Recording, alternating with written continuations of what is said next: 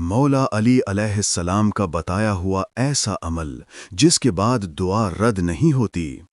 ایک بار مولا علی علیہ السلام سے سوال کیا گیا، یا علی، وہ کون سا عمل ہے جس کے بعد بندے کی دعا فوراً بارگاہ الہی میں قبول ہو جاتی ہے؟ امیر المؤمنین علیہ السلام نے ارشاد فرمایا، اگر تم چاہتے ہو کہ تمہاری دعائیں تاخیر کے بغیر اللہ تک پہنچیں اور قبول ہوں، تو اپنے لیے دعا کرنے سے پہلے اپنے والدین کے لیے دعا کیا کرو، کیونکہ میں نے رسول خدا صلی اللہ علیہ وسلم سے یہ بات سنی ہے کہ جو بندہ اپنی حاجت پیش کرنے سے قبل والدین کے حق میں دعا کرتا ہے، اللہ اس کی اپنی دعا کو بھی جلد شرف قبولیت عطا کرتا ہے۔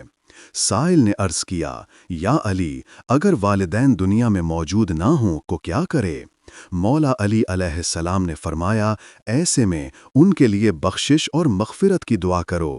میں نے نبی کریم صلی اللہ علیہ وسلم سے یہ بھی سنا ہے کہ جو اولاد اپنے والدین کی زندگی میں ان کی سلامتی کی دعا کرے یا وفات کے بعد ان کے لیے مغفرت طلب کرے، پھر اپنی حاجت اللہ سے مانگے اور اس کے بعد محمد و آل محمد پر درود بھیجے، تو اللہ اپنے فرشتوں کو حکم دیتا ہے کہ اس بندے کی تمام دعائیں قبول کر دو جو اس نے والدین کے حق میں دعا کے بعد اور درود کے درمیان مانگی ہیں۔